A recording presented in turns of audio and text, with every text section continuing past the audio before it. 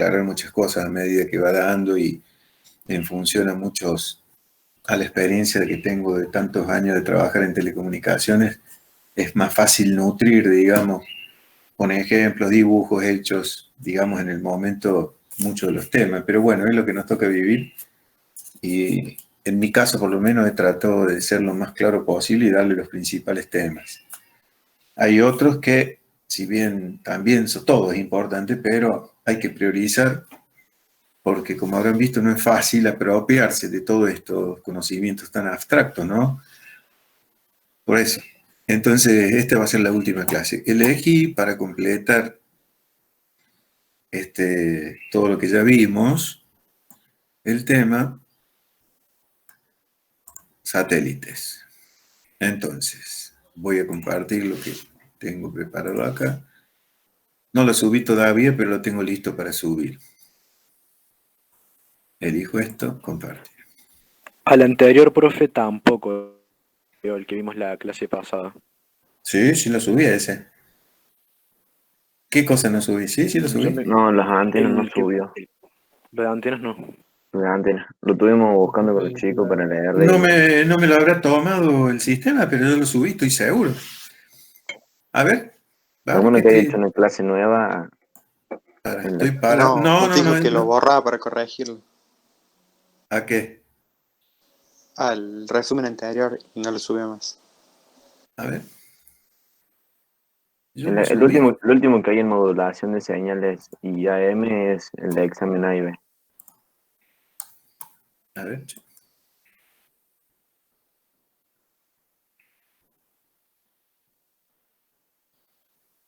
Efectivamente no está acá, pero yo estoy seguro que lo subí. Bueno, ya se lo subo también. Anda muy mal Classroom el tema. A lo mejor no me lo tomo porque no es la primera vez que me hace. Yo siempre lo sé corroborar 2 o 3 veces porque tarda en tomarlo y muchas veces se ve que ahora pasó eso. Cuando lo subí, no me lo aceptó, no quedó grabado, no sé qué pasó. Bueno, listo, vemos esto que tenemos que ver y entonces subo todo. Me voy a la imagen. ¿Están viendo la pantalla? ¿El PDF? Sí. Sí. Bueno, comunicaciones vía satélite. Acá tengo un poquito de historia de cómo se desarrolla esto de las telecomunicaciones. Esto nace con las telecomunicaciones y no como las comunicaciones electrónicas. O sea, ya estaba en pleno auge las telecomunicaciones y surge a raíz de la necesidad de telecomunicar 2 puntos de la Tierra que no tienen línea de vista y aquellos, digamos, que por estar tan lejanos entre sí, no puede hacerse una cadena de repetidoras. Repetidoras se ponen cuando hay que cubrir, por ejemplo, vamos a decir, una línea de, por poner un número, 450 kilómetros, 500 kilómetros, se ponen radioenlaces o fibras ópticas, pero en el caso que haya alguna irregularidad que no permita poner fibras ópticas, hay muchos casos en los cuales no se puede poner fibras ópticas por la irregularidad del terreno, y antes de que se desarrollara masivamente la teoría de las fibras ópticas, se utilizaban radioenlaces.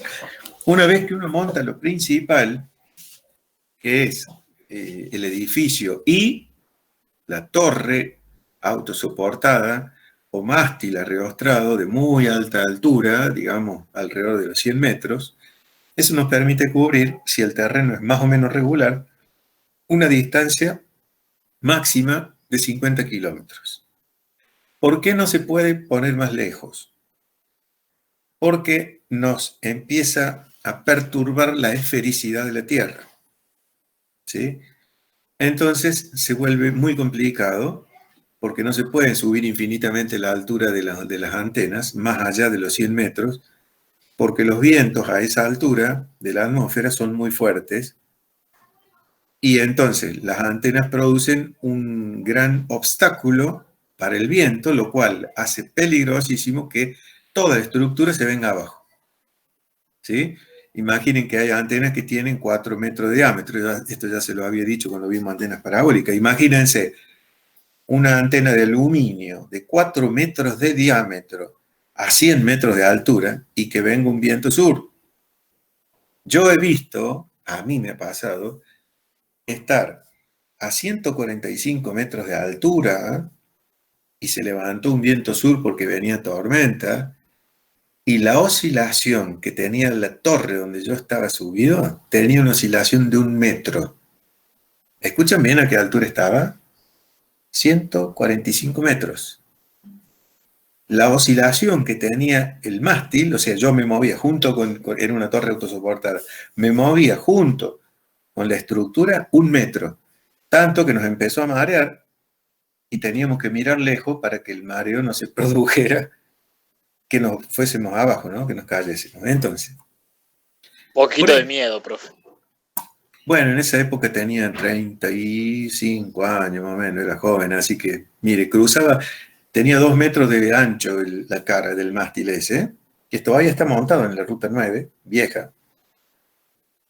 Caminaba sin sostenerme en nada, o sea, a 145 metros de altura caminaba por los rieles, digamos, que son los largueros de la estructura, haciendo equilibrio, porque no había forma de pasar de un lado a otro, no había dónde agarrarse, así que, bueno, otras épocas. Pero lo que quiero resaltar de esto es lo siguiente. La gran superficie que le ofrece la antena al viento hace que sea muy peligroso mantener una estructura estable a semejante altura, ¿no? Entonces nace la posibilidad de poner un repetidor celeste, o sea, un espejo en el cielo. No es otra cosa que eso, un satélite. Es un repetidor activo, porque tiene elementos electrónicos, que repite desde el espacio. Entonces, 2 puntos muy lejanos, como pueden ser, por ejemplo, Argentina con México, que no hay forma de verse por línea de vista, sí pueden verse a través de un repetidor satelital, ¿sí? Tanto se eleva fuera de la órbita de la Tierra que permite desde ese punto mirar a ambos sitios al mismo tiempo. Bueno, ese es un poco el concepto. Acá hay un poco de historia, pero fíjense lo que dice acá. El tipo más sencillo de satélite es el reflector pasivo, un dispositivo que simplemente rebota una señal de un lugar a otro. Por ejemplo, la Luna es un satélite pero natural. Se hicieron algunas pruebas usando la Luna como reflector, pero el movimiento de la Tierra y todo lo demás hacía que fuese, digamos, muy errática la comunicación, se perdía. Obviamente, el desarrollo de los sistemas satelitales vino cuando el hombre fue capaz de poner elementos en el espacio en órbita con la Tierra y dejarlos ahí. Si no, es imposible. Entonces, el desarrollo de la carrera espacial propició que fuese posible poner estos elementos en el espacio. Bien. Empezamos con el primer tipo. Esto se divide en 2, satélites orbitales y geoestacionarios. Vamos a ver cuál es la diferencia entre los dos. Los orbitales son llamados orbitales o no síncronos. Estos giran alrededor de la Tierra con un patrón elíptico, como si fuese un satélite natural, de baja altitud. Si el satélite está girando en la misma dirección que la rotación de la Tierra y a una velocidad angular superior que la de la Tierra, la órbita se llama progrado, ¿sí? Porque va en el mismo sentido el giro de la Tierra, pero más rápido. O sea que va recorriendo una distancia respecto de un punto fijo de la Tierra. Si el satélite está girando en la dirección opuesta de la rotación de la Tierra, pero a una velocidad angular menor a la de la Tierra, la órbita se llama órbita retrógrada. Entonces, los satélites no síncronos están alejándose continuamente o cayendo a tierra y no permanecen estacionarios en relación a ningún punto en particular de la Tierra. Esto cayendo a tierra no es que el satélite se venga a pique, sino que respecto del horizonte uno ve que el satélite va cayendo. ¿Se entiende eso? Sí. Sí. Bien.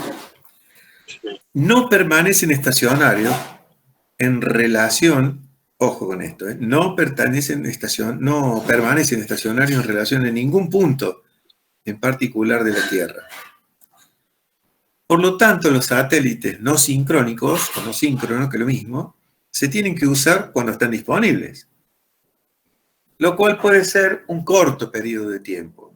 Generalmente se utilizan, pues ya lo vemos más abajo, como satélites meteorológicos, por ejemplo, porque van recorriendo todo un espacio sobre la Tierra, moviéndose y diciendo, por ejemplo, si hay probabilidad de tormentas, acumulación de nubes, ese tipo de cosas, ¿no? 15 minutos por órbita aproximadamente, pero esto puede variar dependiendo de lo que vimos antes. Cómo gira respecto de la Tierra, a qué velocidad y todo lo demás. ¿Han visto alguna vez satélites en una noche estrellada? Sí. Bien, Sí. han visto, mirando con atención un tiempo, puede ver inclusive que hay dos satélites moviéndose en la misma dirección, pero a distinta velocidad. ¿Lo han visto alguna vez?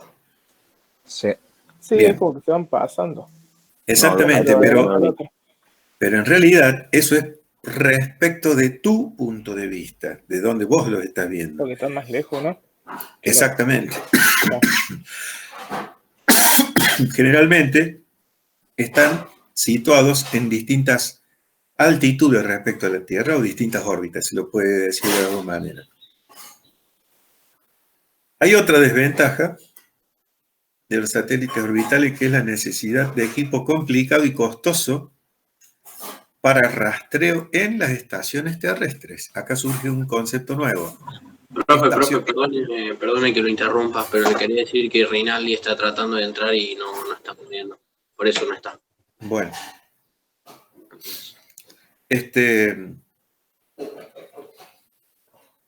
Le estaba diciendo que otra desventaja de los satélites es la necesidad de equipo complicado y costoso para el rastreo en las estaciones terrestres, y que surge un concepto nuevo que es estación terrestre. Claro, si hay dos puntos que de comunicarse, A y B, el A está en la Tierra y el B está en el cielo, ya va a ver qué nombre adopta cada uno de esos sitios, pero el de la Tierra es estación terrestre, ¿no? Cuando un satélite se está moviendo respecto de un punto fijo de la Tierra, una antena debe seguirlo. ¿Está claro? O sea, si va pasando, se va moviendo respecto a la Tierra, hay una antena que debe tener un movimiento sincrónico con el satélite para el tiempo que está visible desde dicho punto de la Tierra poder comunicarse con el satélite. Si no, no hay forma. ¿Sí? Entonces hay una antena, como está tan lejos del satélite, tiene que ser una antena de tipo parabólica por la ganancia que necesita el sistema, e irlo rastreando, siguiéndolo. Ese equipo de rastreo y seguimiento es muy complejo y, por lo tanto, costoso. Bien, cada estación terrestre debe localizar al satélite conforme está disponible en cada órbita y después unir su antena al satélite y localizarlo cuando pasa por arriba. Una gran ventaja de los satélites orbitales es que los motores de propulsión no se requieren a bordo de los satélites para mantenerlo en sus órbitas respectivas, porque se comporta como un cuerpo celeste una vez puesto en órbita. Una vez fijada la velocidad de trayectoria y la órbita, no hace falta ningún motor. El motor hace falta en la Tierra para rastrearlo. ¿Estamos de acuerdo con eso? Sí. Y para eso no. Bien. Acá hay un ejemplo que es el Monlilla, que no es Monjila, Monlilla. ¿Sí? También se lo llama Molnia, pero es el mismo, es ruso, es uno de los primeros que se utilizó. Significa relámpago en ruso. son usados para transmisión de televisión y actualmente son el único sistema de satélites comerciales de órbitas no síncronos en uso. Utiliza una órbita altamente elíptica con un apogeo, acá hay un concepto nuevo, de aproximadamente 40.000 kilómetros. Acá está en el dibujo. ¿Qué es el apogeo? Es la mayor distancia que puede alcanzar el satélite respecto de la Tierra. Como es una órbita elíptica, aprovecha los principios de la gravedad para mantenerse en esta órbita.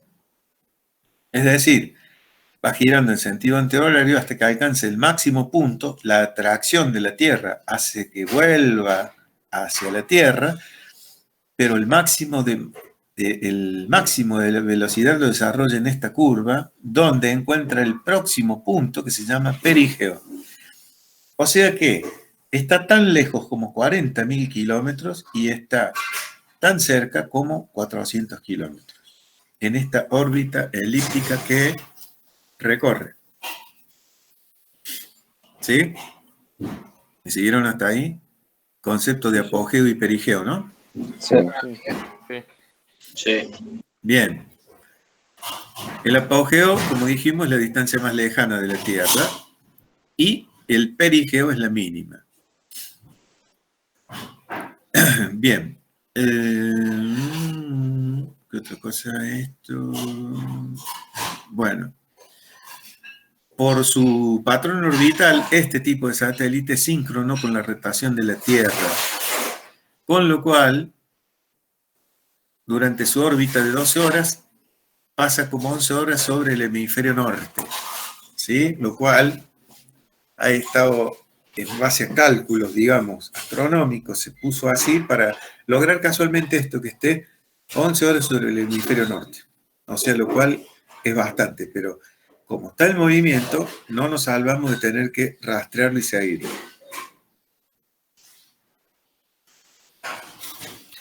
Geoestacionarios. Los geoestacionarios o geosíncronos, geo de tierra y síncrono de sincrónico, o sea, están sincronizados con la Tierra, significa, son satélites que giran en un patrón circular, no elíptico, circular, con una velocidad angular igual a la de la Tierra. Por lo cual, gira junto con la Tierra. Consecuentemente, permanecen en una posición fija con respecto a un punto específico en la Tierra. ¿Cuál es la ventaja obvia? Y están disponibles para todas las estaciones de Tierra dentro de su sombra. Sombra se le llama al área que abarca la influencia de la antena del satélite. A eso se le llama sombra. ¿Está bien? 100% de las veces. La sombra de un satélite incluye a todas las estaciones de la Tierra que tienen un camino visible para el satélite y están dentro del patrón de radiación de la antena del mismo. Es lo que le dije recién. Con palabras simples se lo dije, pero es esto. ¿Cuál es la desventaja obvia? A bordo se requieren dispositivos de propulsión sofisticados y pesados para mantenerlos fijos en una órbita. ¿Sí? Porque si se mueve, los perdimos. Entonces tienen que volverse permanentemente a la órbita. El tiempo de órbita de un satélite geosíncrono, obviamente, es de 24 horas, igual que la Tierra. Si no, lo perderíamos. El SITCOM-1 fue lanzado en febrero de 1963 y fue el primer intento de colocar un satélite geosíncrono en órbita. Se perdió durante la colocación en órbita. Se perdió, no lo alcanzaron más. Por eso se lanzó el SINCOM-2 y SINCOM-3. Bien, esto es un poquito de historia. Después, en 1974 se estableció una red de satélite comercial global conocida como Intelsat, Organización Satelital para Telecomunicaciones Internacionales. Es propiedad y operada por un consorcio de más de 100 países, digamos. Uno se hace socio y puede usar el satélite. Por supuesto que tiene que poner plata, ¿no?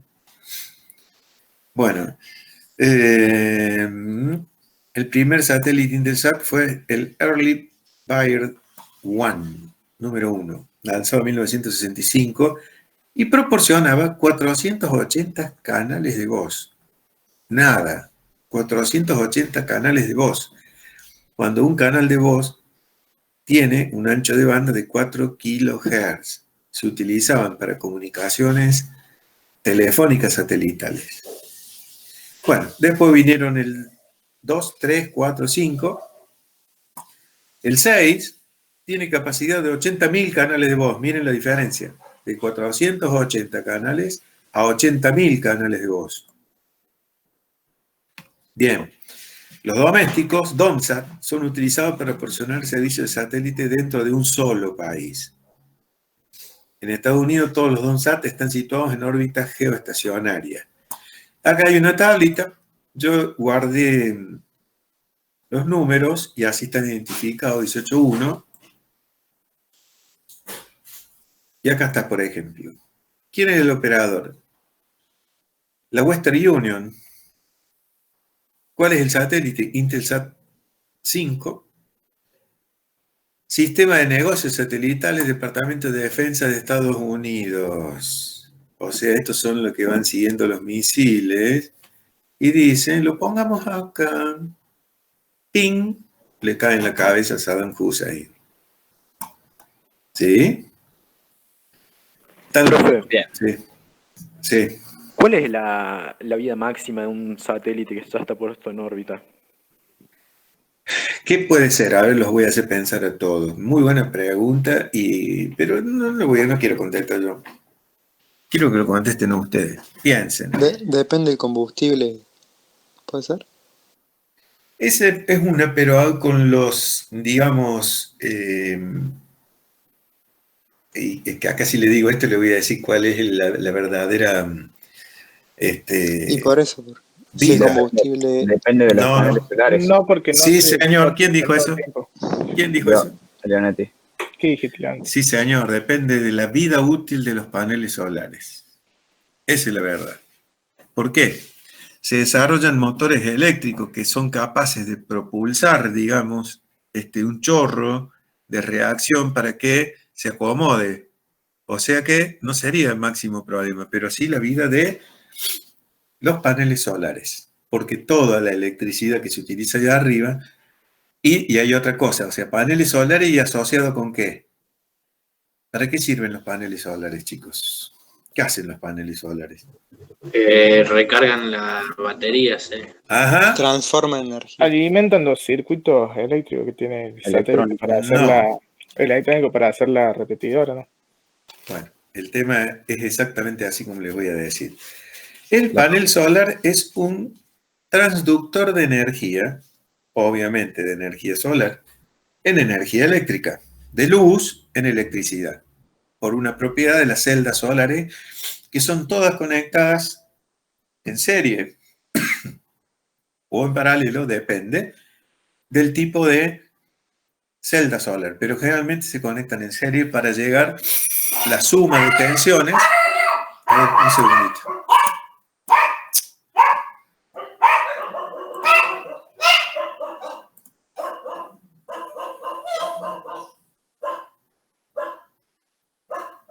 Se me perdió. Acá está.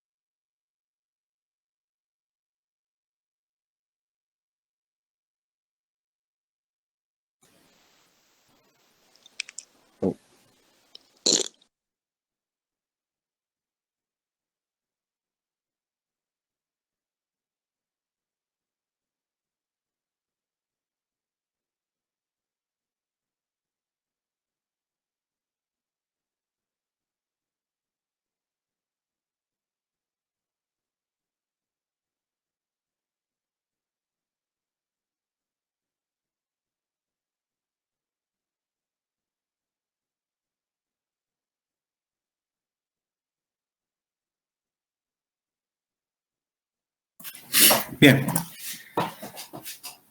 Alguien me había dicho... me estaba explicando lo de los paneles solares. Hola, ¿me escuchan? Sí, sí. Sí, sí. Bien. Sí. El panel solar lo que hace únicamente es transformar energía lumínica en energía eléctrica. ¿De qué tipo? Continua. Entonces, para lo único que sirve el panel es para generar energía continua que alimenta o carga a una batería. Pero la corriente, la potencia, tensión corriente, digamos, que se utiliza en los sistemas satelitales o en cualquier otro sistema alimentado por paneles solares, son las baterías. Entonces ahí hay un conjunto de cosas que son los que con el tiempo terminan degradándose. Baterías y paneles solares. Los paneles solares en el espacio están, digamos, expuestos a pequeños guijarros, ¿sí? Que son restos de otros cuerpos y que nosotros conocemos como meteoritos o micrometeoritos que pueden afectar la integridad física del panel. También como otra forma, digamos, de disminuir su vida útil. ¿Está bien? Pero bueno, eso es el principal limitante de la vida útil de un satélite. De todas maneras, últimamente,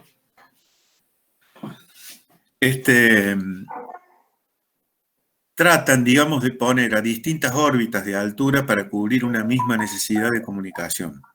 ¿Sí? Por lo tanto, ya no hay un satélite para un área de cobertura, sino que son varios. ¿Estamos? ¿Está ahí? Sí. Sí. Sigamos. Están los números de transponder. Nuevo concepto, transponder. El transponder es el satélite en sí. Es la parte electrónica del transponder. El transponder es la parte, digamos, electrónica del satélite. Satélite se llama la totalidad del conjunto que está en el espacio, donde están los paneles solares, los motores y todo lo demás, pero el transponder es en términos de telecomunicaciones, lo más importante que tiene. Todo el resto sirve para tener el transponder en ese sitio. Bueno, miren de la cantidad de satélites que hay, los tipos de servicio que brindan. Acceso múltiple, FDMA, TDMA. TDMA es multiplexación por división de tiempo. MDF o FDM, multiplexación por división de frecuencia. Son distintos tipos de tecnologías que se utilizan para poder acomodar la información en canales. Después, fíjense que la mayoría tienen este servicio, ¿no? Este servicio, que es FDMA, TDMA, casi todos. Modulación. Esto lo van a ver el año que viene. Son modulaciones digitales como QPSK. FM, que sí, ya lo conocen porque lo vimos, pero QPSK es una modulación digital. QPSK es otra modulación digital. Estoy viendo si tiene... A ver, si estaba la otra modulación digital. No, en este caso tienen esta nomás. Bueno, televisión fija, servicio militar móvil, telefonía fija. Bueno, esta es una pequeña, digamos, tabla. Acá está la banda de utilización del satélite. Miren la frecuencia, de 3.4 a 6.425 GHz. Esto es muy importante. Pregunto, piensen, ¿no? ¿Cualquier frecuencia o banda de frecuencia será útil para transmisión satelital? La respuesta es no. No. Hay bandas específicas que siguen el siguiente patrón que ahora paso a comentarles. Yo puedo disparar a través de una antena una señal con una cierta inclinación, pero al pasar por la atmósfera, todos los elementos que tiene la atmósfera, que no solamente son aire, sino tiene micropartículas de polvo, tiene microgotitas de agua, que es la humedad relativa ambiente. Todo eso va produciendo a la señal refracciones, difracciones, reflexiones, que hacen que cambie su dirección. Y ese comportamiento,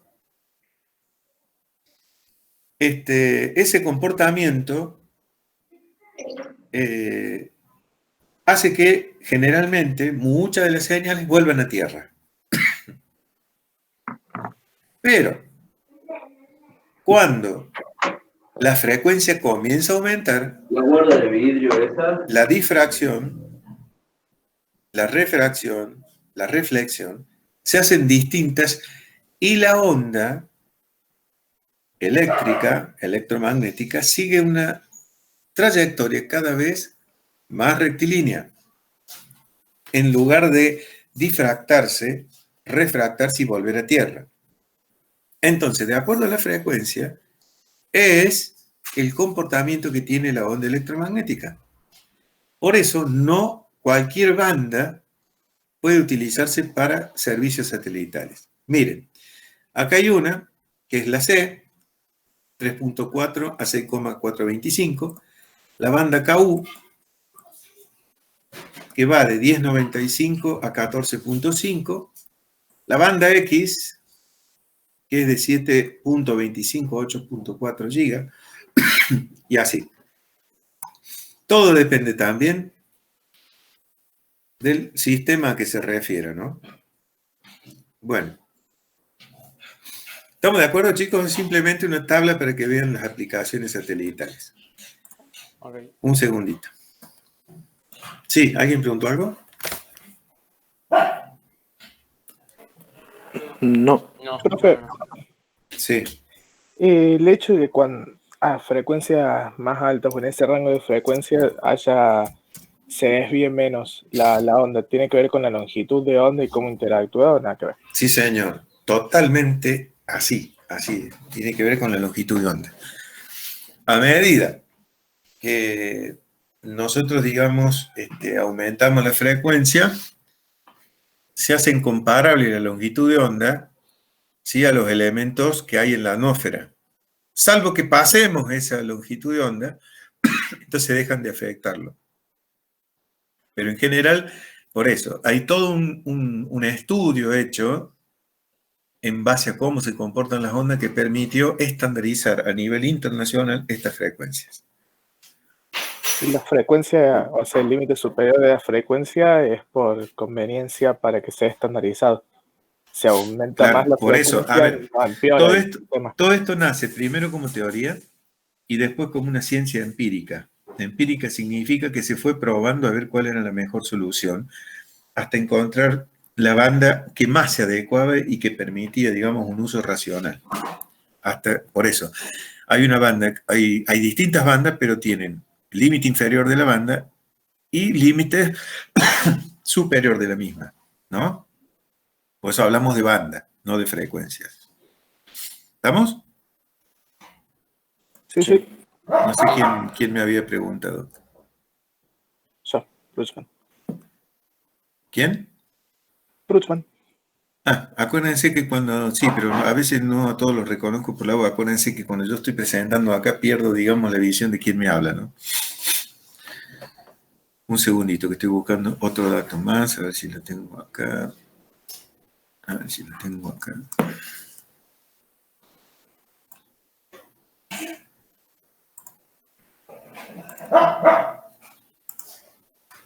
Un segundito más, propiedades.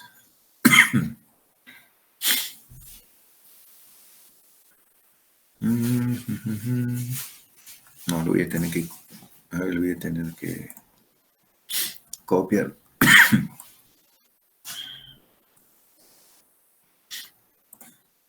Sacarle una fotito, recortes, nuevo. Ahí está.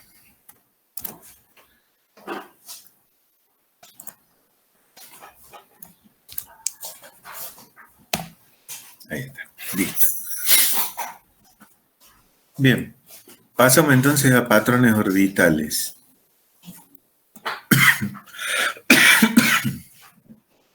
Una vez que se lanza, el satélite permanece en órbita debido a que la fuerza centrífuga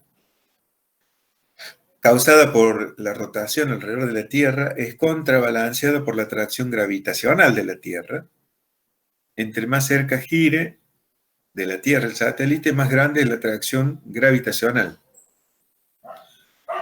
Y mayor será requerida la velocidad para mantenerlo alejado de la Tierra. Los satélites de baja altitud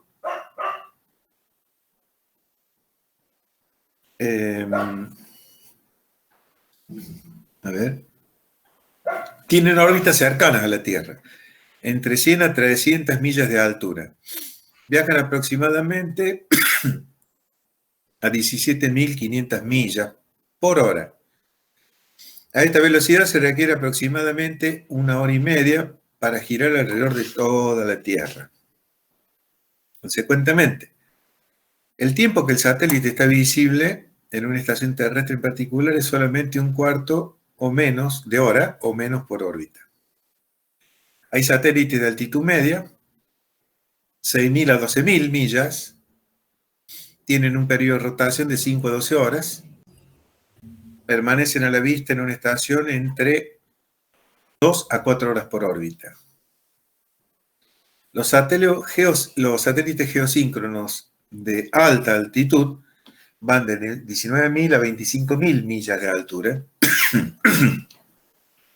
Viajan aproximadamente a 6,879 millas por hora, 6.879 sería, y tienen un periodo de rotación de 24 horas, exactamente el mismo de la Tierra. Por lo tanto, podemos decir que permanecen en una posición fija con respecto a una estación de la Tierra específica y tienen un tiempo de disponibilidad de 24 horas. Bien. La siguiente figura muestra una órbita satelital de alta, baja y media altitud. Baja, mediana y alta. La A es baja altitud, la B es altitud media y la C es alta. Fíjense, se entiende este dibujo, ¿no? El C. Si la Tierra está rotando, los satélites tienen que girar por estar a semejante altura de la Tierra mucho más rápido, por eso habla de 6.879 millas por hora. Obviamente, la flecha indica que gira en el mismo sentido de rotación de la Tierra. ¿Está bien? Fíjense las líneas de punto, ¿qué están significando? Que teóricamente a esta altitud, con 3 satélites, yo puedo cubrir la totalidad de la Tierra. ¿Se entiende ese concepto? Sí. Sí. Sí. Bien. Entonces observamos casualmente eso. Podríamos cubrir todo el trayecto, excepto las áreas no pobladas de los polos norte y sur. Pero a la vez, hay órbitas que son polares. También depende de la prestación que va a tener el satélite y qué va, digamos, a lograr comunicar. ¿Por qué? La hora de uso de canales satelitales se cobra, el segundo se cobra en miles de dólares.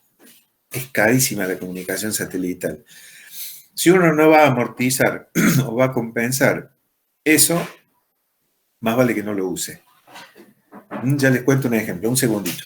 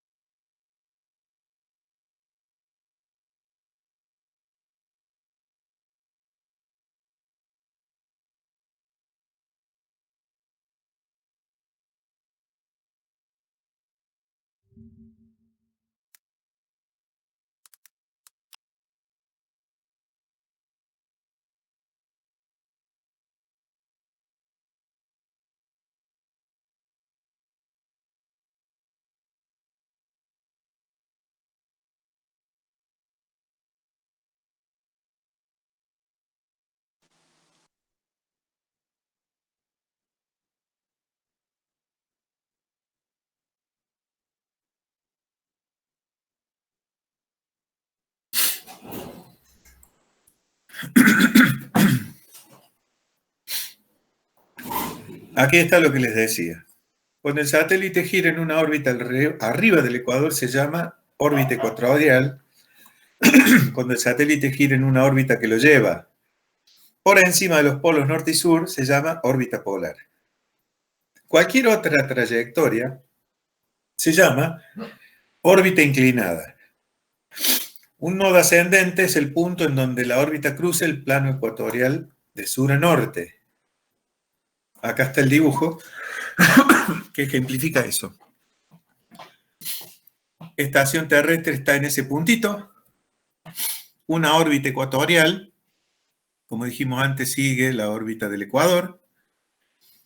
Cualquier otra órbita que no sea polar ni ecuatorial se llama inclinada. Están lo que dijimos recién los nodos, nodo ascendente, nodo descendente cuando cruza por el Ecuador. Bien. La línea que une a los nodos, ascendente y descendente, por el centro de la Tierra se llama línea de nodos, o sea que esta sería una línea de nodos. Podemos también observar que 100% de la superficie de la Tierra se puede cubrir con un solo satélite en una órbita polar. El satélite está girando alrededor de la Tierra en una órbita longitudinal, mientras que la Tierra está girando en un eje latitudinal, o sea, gira en el sentido este-oeste. Consecuentemente, el patrón de radiación del satélite es una espiral diagonal. Si sumamos las dos cosas, ¿entienden por qué? La Tierra gira en sentido, vamos a decir, respecto a este dibujo, está girando hacia la derecha y a la vez el satélite viene. En la conjunción de eso hace una trayectoria helicoidal. Ventajas de las órbitas geosíncronas. El satélite permanece casi estacionario respecto a una estación terrestre específica. Por eso, no se requiere equipo costoso de rastreo de las estaciones terrestres. Esto es una especie de síntesis de lo que hemos visto. Segundo, no hay necesidad de cambiar de un satélite a otro cuando giran por encima, como sería el caso de los orbitales. No tenemos que cambiar satélite, siempre miramos el mismo. Por lo tanto, no hay rupturas en la transmisión por los tiempos de conmutación de un satélite al otro. Si no hay información que se pierde o tiene que esperar para ser transmitida. Los satélites geosincrónicos de alta altitud pueden cubrir un área de la Tierra mucho más grande que sus contrapartes orbitales de baja altitud.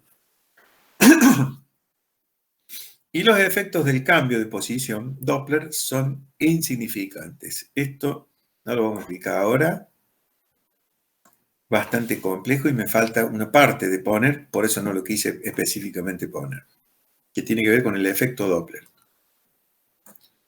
¿Tiene desventajas? Sí. A altitudes superiores de los satélites geosíncronos introducen tiempos de propagación más largos. Pregunto.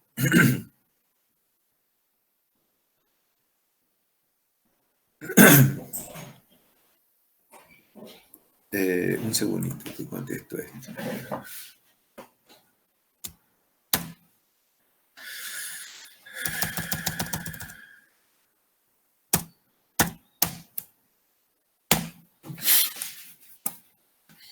Tengo que copiar esto.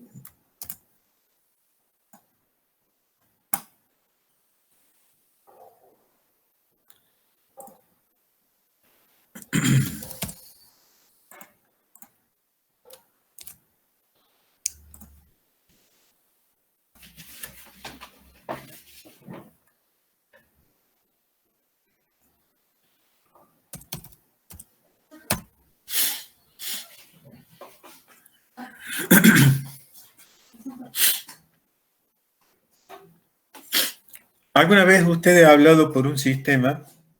Generalmente se da en los sistemas de larga distancia. Larga distancia me refiero a una comunicación internacional, donde cuando hablan se escuchan como retorno su propia voz, como un eco. ¿Le ha pasado alguna vez? Sí. Bien. Eso se da por el retardo en el tiempo de propagación desde la Tierra al satélite y desde el satélite hasta el otro lugar, ¿sí? Eso se da en el viaje redondo, se llama entre dos estaciones terrenas por medio de un satélite geosíncrono. Entre 500 y 600 milisegundos produce como efecto colateral e indeseado el eco. Para lo cual, con el advenimiento de la digitalización de las señales de comunicación de voz, es posible mitigarlo con un supresor de eco, así se llama. Anteriormente, cuando las comunicaciones eran vía satélite, pero únicamente analógicas, no se podía suprimir directamente, sino que era muy molesto escucharse a sí mismo, porque imaginan que encima te está escuchando vos y está escuchando el que habla del otro lado, en una comunicación telefónica. Entonces, es muy molesto, digamos, el eco. Incluso, profe, estando en la misma provincia, he hablado con personas y se escuchaba el eco de mi voz, ponele. Bueno, ¿saben por qué? Por eso que les quería explicar recién de lo que es las costosas comunicaciones satelitales. Muchas veces,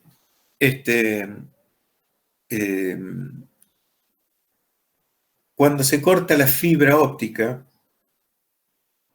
en ciertos puntos, a nosotros nos ha pasado en Telecom, cuando de acá hasta llegar casi al límite con Bolivia, había una sola fibra óptica que comunicaba todo el norte del país con el resto del país. Y era zona de obras viales, por lo tanto, frecuentemente, y a pesar de las guardias que teníamos, se cortaba la fibra. Como era la única vía de comunicación, ¿qué pasaba? Se interrumpía, quedaba todo incomunicado. ¿Qué hacíamos? Teníamos que levantar lo que llamábamos la señal a través de uno de los satélites que tiene contratado Telecom para este tipo de eventos.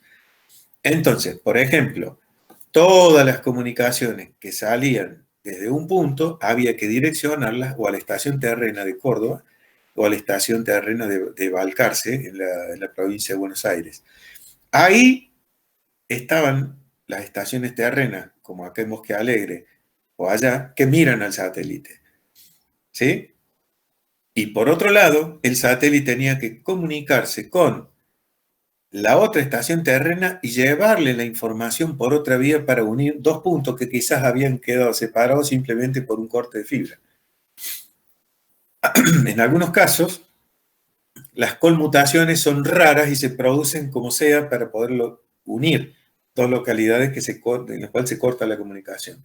Y por eso uno hablando quizás a otra provincia, acá dentro del mismo país, se da con que tiene el retardo de voz cuando está usando un servicio satelital. Y uno no sabe que lo está usando. Se da cuenta por el eco. ¿Estamos? Sí. Bien. Los satélites geosíncronos requieren de alta potencia de transmisión y receptores más sensibles debido a las distancias más grandes y mayores pérdidas de trayectoria. Claro, mientras más lejos lo ponemos, más pérdida de la señal. Y se acuerda que lo vimos en propagación de ondas.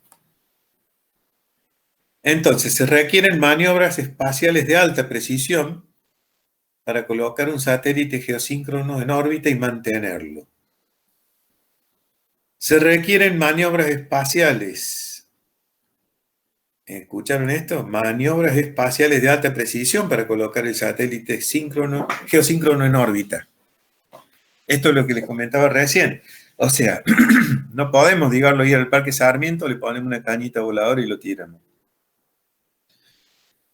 Hay dos lugares, prácticamente los dos en Estados Unidos, que son los que lanzan este tipo de satélites.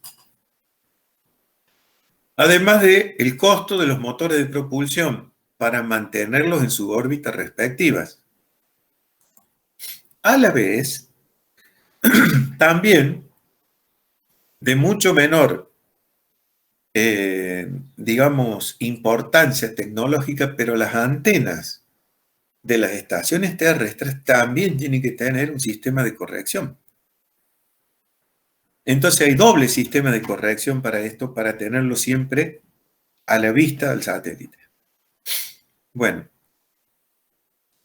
por último esto. Para orientar una antena desde una estación terrena hacia un satélite es necesario conocer el ángulo de elevación y el azimut. Estos se llaman ángulos de vista. Si alguien tiene DirecTV y tuvo la oportunidad de ver cuando le instalaban la antena parabólica, que con un aparato comienzan a medir elevación y azimut. El azimut está explicado más acá, más abajo. Se toma siempre respecto del norte en sentido horario. Por ejemplo, acá dice referido a 160 grados. 160, referido a 180 grados, se toma ese punto. ¿Cuál sería este? Si yo tengo el norte acá, puedo referirlo a 0, puedo referirlo a 180. Vista desde arriba la antena, yo sé hacia dónde tengo que apuntarlo. A ver, ¿cómo establezco el norte? Con un instrumento llamado brújula. A partir de ahí tengo que medir esta rotación y así se caracteriza siempre en grados positivos respecto de un punto de referencia. Pero eso es para dar la orientación en forma de los 360 grados. ¿Pero qué altura lo apunto? Mirando respecto de qué. De el plano de tierra. Fíjense, este es el plano de tierra. El satélite estará allá. Acá tengo mi antena terrestre. A esto se le llama ángulo de elevación. O sea, que yo para ubicar un satélite, cualquier persona que me brinde el servicio me tiene que decir, para mirar a mi satélite, aquí está el azimut y aquí está el ángulo de elevación. Entonces yo tengo que apuntar mi parábola en ese azimut y en ese ángulo de elevación, hasta lograr la máxima señal disponible. Eso se mide con un medidor de campo específico que se pone en el receptor, o hay receptores portátiles ya ajustados a esa frecuencia que me miden la máxima deflexión de la aguja o el máximo valor en un instrumento, digamos, digital, para poder orientarlo. Entonces, definimos. El ángulo de elevación es el ángulo formado entre la dirección de viaje de una onda radiada desde una antena de estación terrena y la horizontal, o sea, el plano de tierra. O el ángulo de la antena de la estación terrena entre el satélite y la horizontal. Para el caso es lo mismo. Entre más pequeño sea el ángulo de elevación, mayor será la distancia que una onda propagada debe pasar por la atmósfera de la Tierra. ¿Se entiende ese concepto? Volvamos acá. No, yo no entendí ese. Más No te pequeño. tenemos ese año. Supónganse que, ¿ven la cruz de mi cursor? ¿Dónde está? Sí. Sí, sí.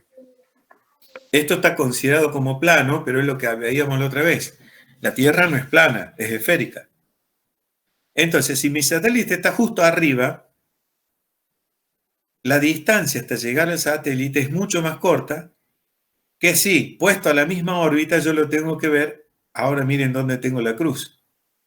¿Por qué? Porque esta distancia de acá hasta acá es toda atmósfera. Entonces, mucho más larga la pérdida de la señal, porque la mayoría de la pérdida se la otorga la atmósfera, no el espacio libre. A eso se refiere con este concepto. Entre más pequeño sea el ángulo de elevación respecto del horizontal, mayor será la distancia que una onda propagada debe pasar por la atmósfera de la Tierra, ¿qué es lo que más pérdida le produce a la potencia de la señal? ¿Por qué? Por lo que hacíamos recién. Partículas de agua en suspensión, partículas de polvo en suspensión. Todo esto contribuye a las pérdidas de la señal.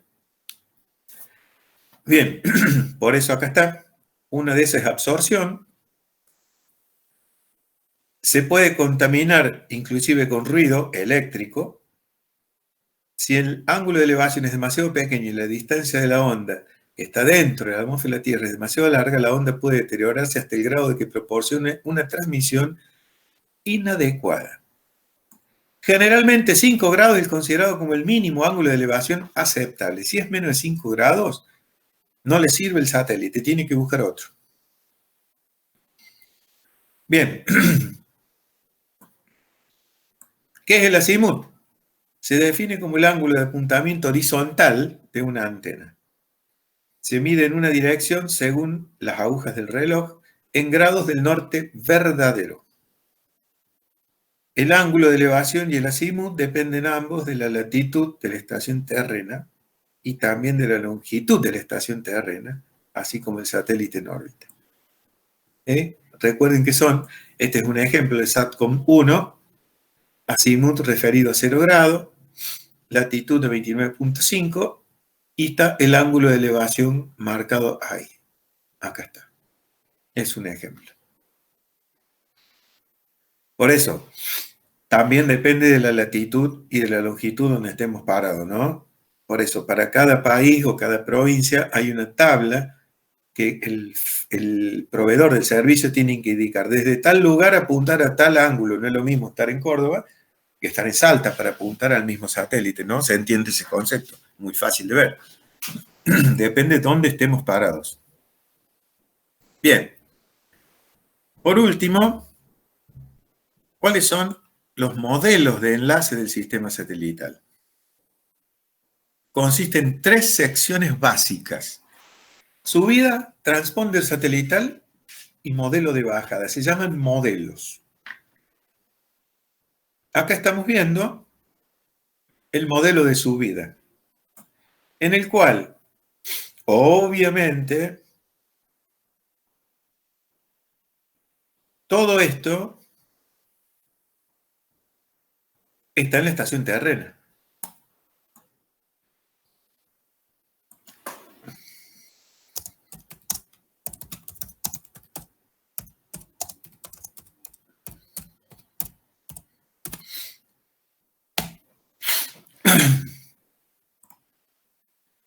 Veamos qué dice esto.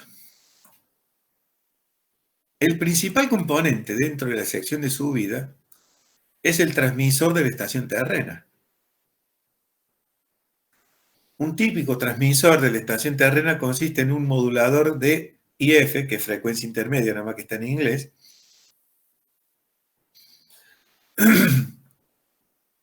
un convertidor de microondas de frecuencia intermedia a radiofrecuencia, o sea, la frecuencia final que deberá atravesar la atmósfera, un amplificador de alta potencia, HPA significa High Power Amplifier, o sea, amplificador de alta potencia, y algún medio para limitar la banda dentro del último espectro de salida. Por ejemplo, un filtro pasabandas de salida. Acá se muestra lo que les estoy diciendo. ¿Qué hace el modulador de IF? Primero vamos a ver qué es esto. La banda base es lo que les dije antes, es el acomodamiento de los distintos canales, ya sean canales de voz, canales de televisión, canales que se utilizan, digamos, para señales digitalizadas, pero que no son de voz, sino que tienen, digamos, un ancho mayor. Todo eso se forma en lo que se llama una banda básica o base. En FDM es modulación por división de frecuencia, PCM, modulación por ancho de pulsos, ¿sí? O TDM, modulación por división de tiempo. Son las distintas formas de acomodar esa banda base. Luego entra el modulador propiamente dicho.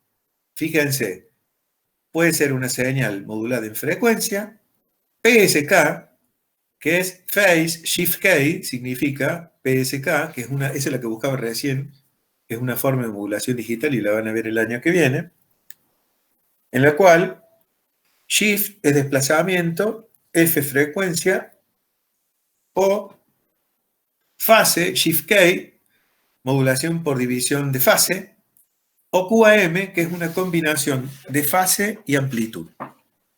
Son las tres formas que se pueden modular. Acá falta FSK, PSK, QAM o FM. Son las señales, las formas de modular que puede tener un satélite. Pero ojo, no todas entran por este lado. Y ahora van a empezar a entender lo costoso de un sistema satelital. Si es FM, entra por acá. Pero si es PSK, entra por otro modulador que no es el mismo. O si es QAM, entra por otro modulador que es QAM. Y todos tienen formada ya la banda base. Quiero saber si hasta ahí me entendieron. Sí, hasta ahí sí. Creo que sí. ¿Sí? Sí. Estamos hablando de distintos tipos de señales, información. ¿Qué es el BPF, profe? Ya todavía no llegamos a eso. Ah, listo. Olvídate del BPF, todavía no llegamos a eso. Estoy un paso antes, o dos pasos antes. Primero en la formación de la banda básica. Obviamente no puedo mezclar FDM, PCM o TDM. O es todo FDM, o es todo PCM, o es todo TDM. Primero. Segundo, entro al modulador. ¿Lo modulo en frecuencia? ¿Lo modulo en PSK o lo modulo en QAM? Se entiende que cada uno de esos son moduladores distintos, ¿no? Yo estoy mostrando un caminito. ¿Estamos de acuerdo hasta ahí? Sí. Sí. Bien. Ahora sí entramos al BPF, que significa Band Pass Filter. Band, de banda, pasa banda, filter, o sea, filtro pasa banda. Es este que dice, acá arriba, filtro pasabandas. ¿Sí? Bien. Hay uno de entrada. La señal que acá se genera es la señal de frecuencia intermedia, de una frecuencia relativamente baja. Y con esa señal recién ingreso al mezclador. Esto genera, es un oscilador que genera una banda media, medium wave, es MW. Fíjense en esto, de 6 o de 14 GHz. Fíjense que recién vimos las bandas acá arriba, ¿se acuerdan? Cuando vimos esta tablita. Esta. Sí. De 6 estaría acá, o de 14 estaría acá, o podría ser también acá, la de 6. Pero si es 14, sí o sí, vamos por la banda KU.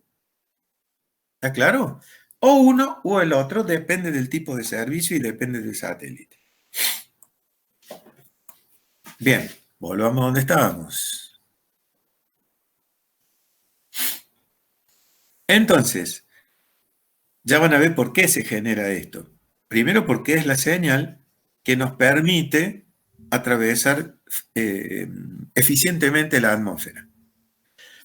Esto se considera radiofrecuencia ya, con semejante frecuencia, 14 GHz.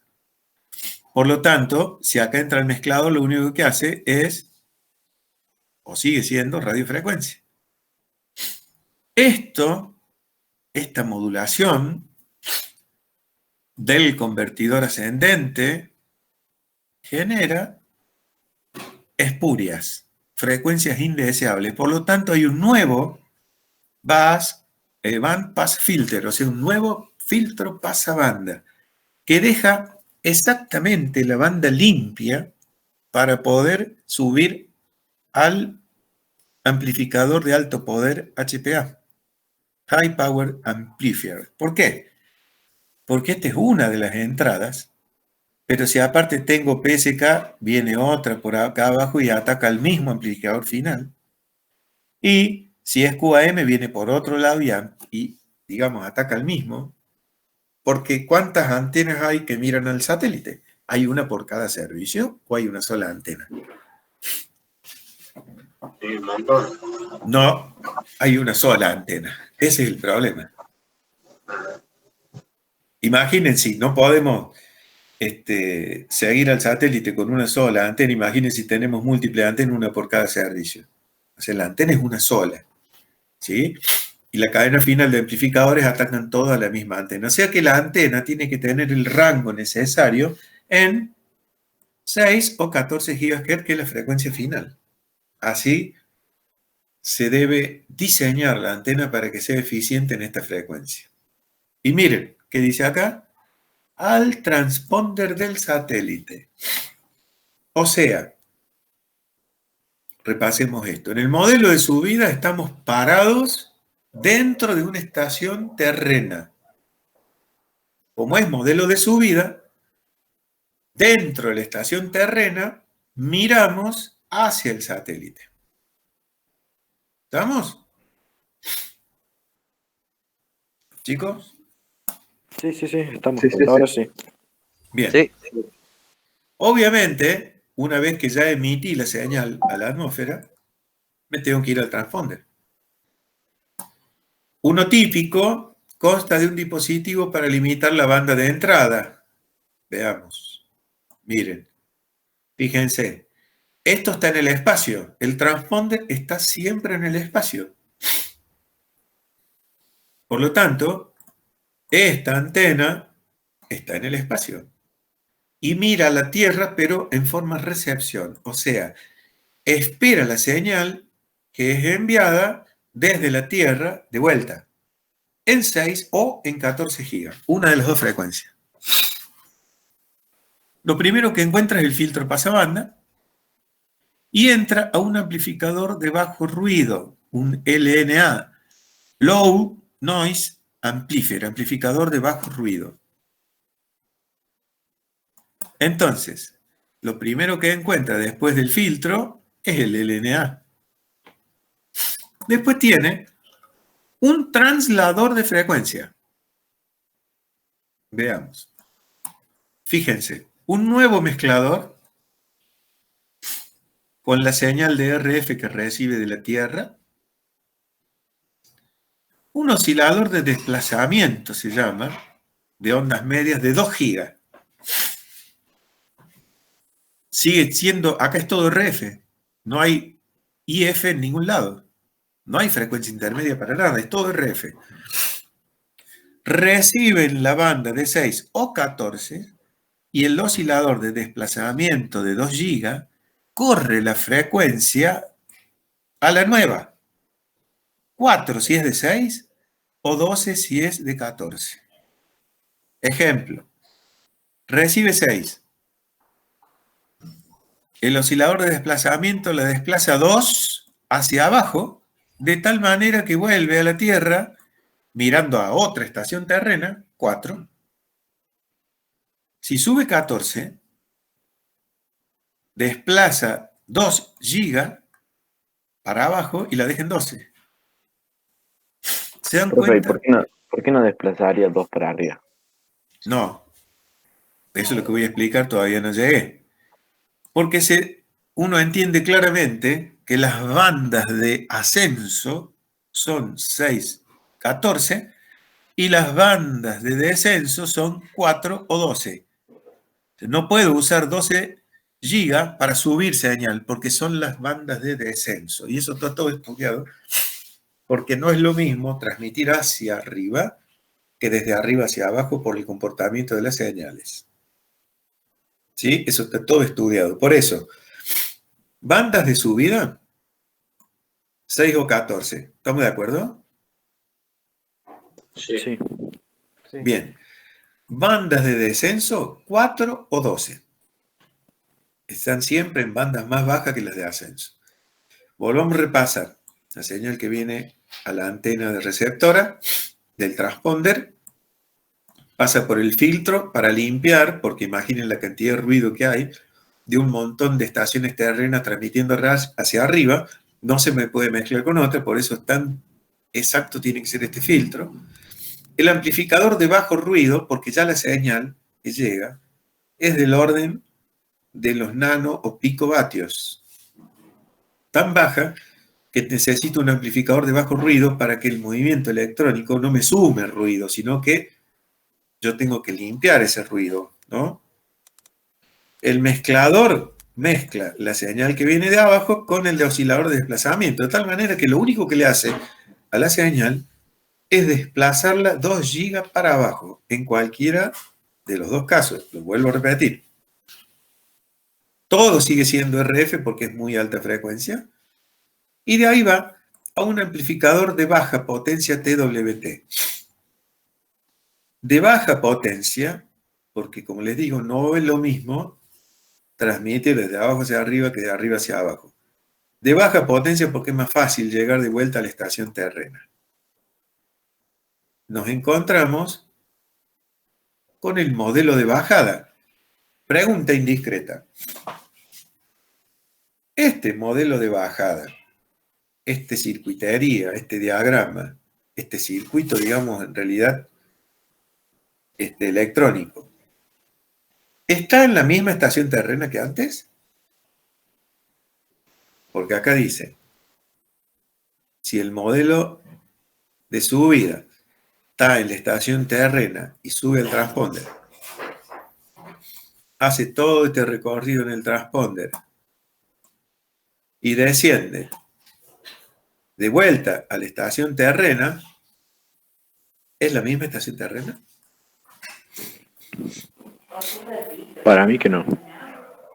¿Quién dice para mí que no? Joaquín Quiroga. Joaquín Quiroga. A ver, otra opinión. Yo creo que Para mí tampoco. también no. Creo que no. Ajá. Bien. Ambas respuestas son correctas. ¿De qué sentido tendría estar para una estación terrena, mandar información a un satélite que me la devuelva a la misma estación terrena? Claro. ¿Se acuerdan que lo dijimos al principio? Esto se utiliza para alumbrar o comunicar a través de un espejo satelital, que es el satélite, propiamente dicho, 2 puntos de la Tierra que no se ven, que están muy distantes uno de otro. Entonces, la segunda estación terrena, obviamente, no es la misma que la primera, es otra, ubicada generalmente, en la mayoría de los casos, en otro país. ¿Sí? ¿Estamos de acuerdo? Sí. Sí. Bien. Sí. El receptor de la estación terrena 2 incluye los tan mentados filtros pasabanda. Se dan cuenta lo importante que es filtrar, porque acá hay basura a rolete. Viene del transponder satelital, entra a la antena receptora de la estación terrena 2, filtro pasabanda, digo, que es lo que vimos recién. Un nuevo amplificador de bajo ruido, porque la señal es tan débil la que entra, y hay que, digamos, tratar de introducir el menor ruido posible. Y aparte acá, me olvidé recién de decirlo, si lo digo ahora, ¿cuál será, Leonetti? Pregunto exclusivamente al alumno Leonetti, el que la tiene re clara. ¿Por qué también baja potencia en el amplificador que mira hacia la Tierra? Usted dijo que era porque no era lo mismo el de bajada-subida que subida-bajada. Y además, usted que tiene tan claro las energías alternativas. Y supongo que no debe ser necesario tener una alta potencia si ya de por sí tenés, creo que dijo, milivatios arriba ya. Entonces, no haría falta lo mismo para volver a amplificar todo, para volverlo a bajar y abajo Sí, volver a bajar. pero hay otro tema. Entonces tengo que poner un amplificador de bajo ruido pudiendo poner un amplificador menos costoso. Los amplificadores de bajo ruido son muy costosos. Así que no sería por eso. A ver, otra opinión, Leonetti, se le oscureció la claridad. Y porque está en el vacío y no hace falta que sea tan fuerte. No sé. Otra opinión. Chicos, ¿qué es lo más costoso, dijimos arriba? ¿Y qué es lo que más tenemos que cuidar? ¿Con qué alimentamos todos los sistemas electrónicos? Los paneles solares. Ajá, y esos que alimentan aquí a las baterías. Sí. Para ¿Podemos tener miles de vatios ahí arriba? No, la batería no. La no te cargaríamos. Exactamente, o sea, no podemos desperdiciar potencia arriba porque no la disponemos. Por eso el amplificador de baja potencia, para cargar lo menos posible a los sistemas de alimentación. ¿Está, chicos? ¿Quedó claro? Sí. Es mucho más fácil gastar plata abajo porque, a ver, se me puso un corto en vaso la batería. Bueno, sácate un viático y vamos a reparar el satélite. No, no funciona así. No podemos hacer un viajecito para allá y ajustarle una tuerca, digamos. Todavía no. Claro, lo de acá abajo sí se puede arreglar, pero lo de arriba, tipo, lo mandaste y ya está, con eso te lo tenés que arreglar. No, sí, exactamente. O sea que, digamos, lo de arriba es intocable. ¿Ustedes sabían que se envió? Hay un satélite muy particular, muy especial y muy genial que se puso no hace tantos años en el espacio. Y que en definitiva no es otra cosa que un satélite, ¿sí? Que es el telescopio espacial Hubble. A ese sí hubo que ir a repararlo. ¿Sabían que se mandó una misión espacial exclusivamente para reparar el Hubble? ¿Sabían ustedes? Me Sí, parece tenía un error en el lente, puede ser, ¿no? Sería un error, un desacomodamiento que hubo que retocarlo, claro, porque no salió 2 mangos ese. Entonces ese sí hubo que ir a hacer un Se veía viajecito. borroso. Tuvimos que mandar un mecánico, digamos, que lo arreglara, ¿no? Un mecánico espacial. Argentinos euros. Sin tanta plata. Me parece que no. Bien, sigamos. Luego entra, fíjense que acá sigue siendo RF lo que hay, muy alta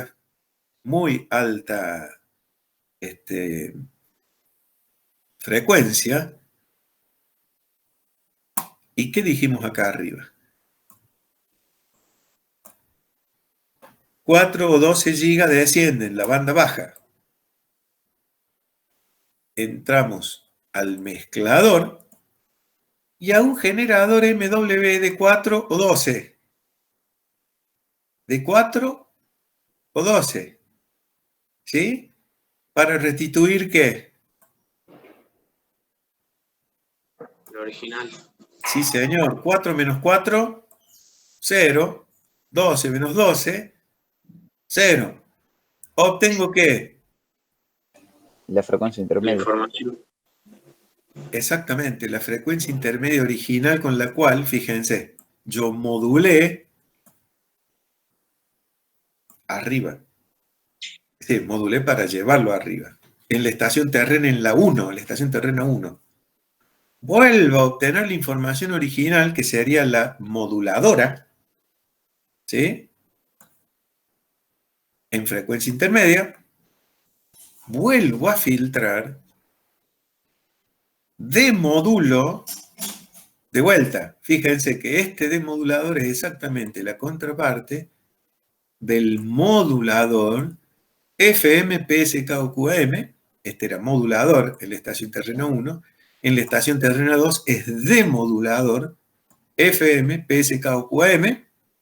Y miren lo que obtengo como resultado. Banda base FDM, PCM, TDM, que es lo mismo, con lo cual modulé en la estación terrena 1. ¿Qué he obtenido? Lo mismo que envié, lo obtengo en la segunda estación terrena.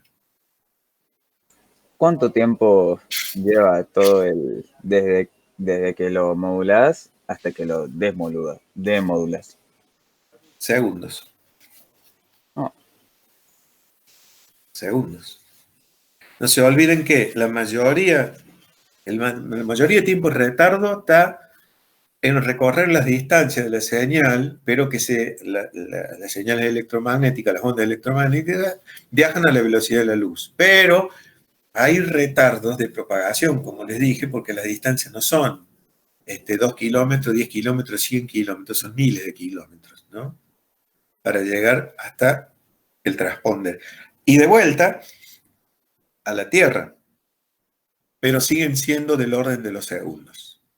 Si no fuese así, el sistema no serviría.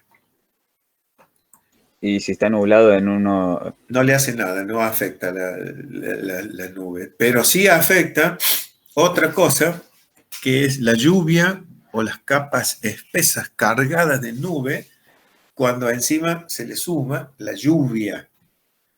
¿Por qué?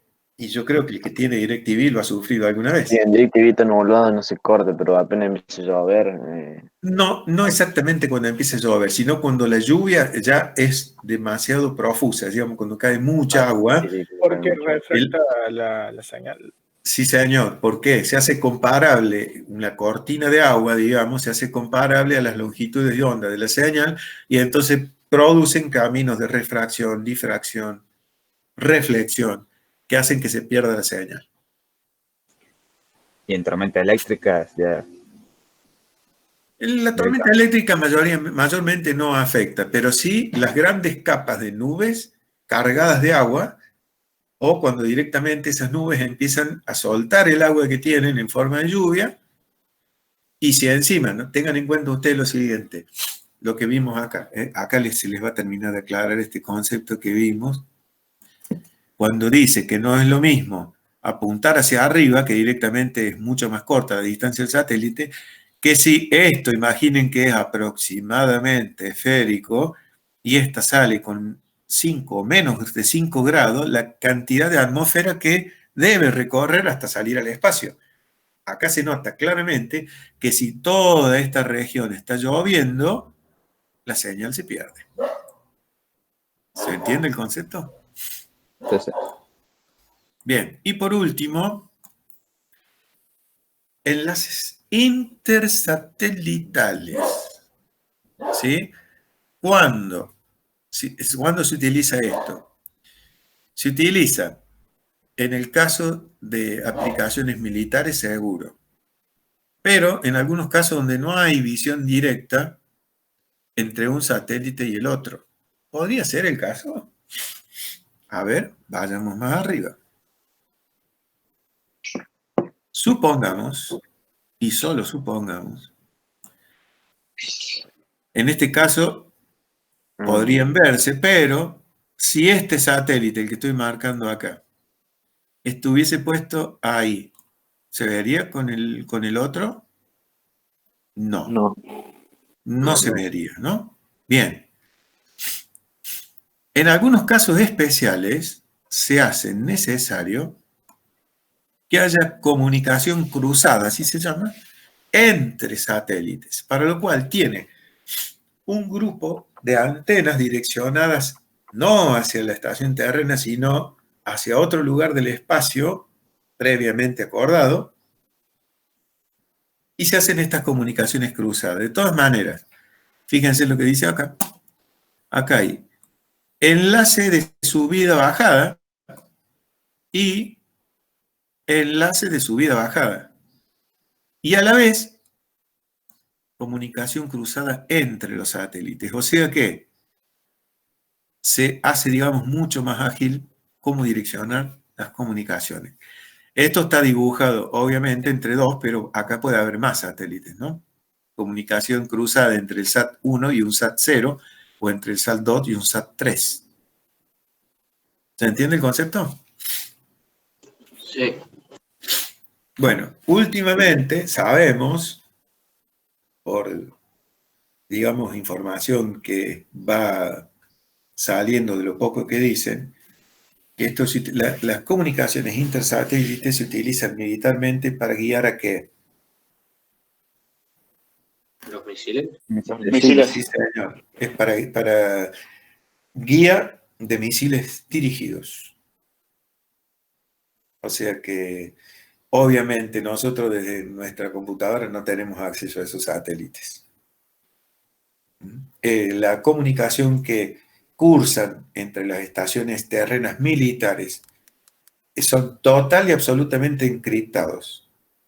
Es más, se sospecha que a pesar de que dicen que la estación china que está en Argentina, en el sur, en la Patagonia, manejado por el ejército chino, porque del ejército chino depende, tiene aplicaciones militares. Y eso es por eso la queja de los Estados Unidos a Argentina, diciendo, che, ¿qué hacen ahí? Bueno, lo que se firmó en su momento dice que es secreto y se lo hemos cedido por 50 años y la Argentina, o sea, nosotros que somos los dueños del país, no tenemos acción de entrar e investigar qué es lo que se hacen así, porque por contrato o convenio no está permitido. Justicia ante todo. Justicia. Bueno, ¿Qué cosa? listo chicos, ¿qué les pareció todo esto? De 10. Pero los satélites Interesante. son muy interesantes. El tema del satélite. Genial. Esto es muy amplio. Esto es un resumen. Otros años les doy un poco más y explicamos algunas otras cosas, pero bueno, en el contexto actual, esto es lo que creo más interesante y que les va a quedar rápido y que tengan una idea global de esto. Hay muchísima más información. Hay cálculos para sacar, digamos, hacia dónde hay que apuntar. Se pueden hacer cálculos precisos. Es muy interesante esto. Les tiro una. ¿Ustedes sabían que pueden bajar señales satelitales de televisión, todos los canales que envía DirecTV? ¿Gratis? No. Me explique cómo. No sabe. Bueno, no, si tengo la cámara acá se los voy a mostrar. A ver, miren.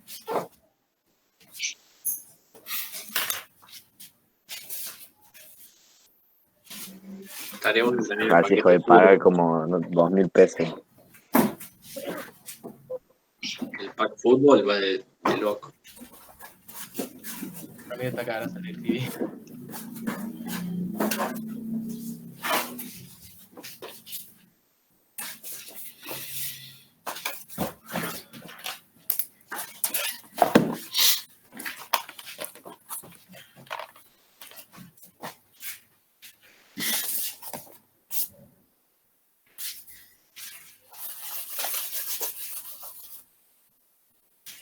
Bien, a ver, voy a dejar de compartir esto. ¿Me escuchan?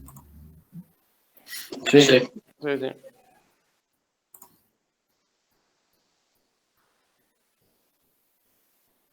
Dejo de compartir. Ahí está, me ven a mí, ¿no? Sí. Sí. Bueno, a ver si lo voy a poner acá. Esta es la caja. Es una de las marcas, Petra, que fabrica. Esto es un decodificador satelital. Lo voy a abrir. Esto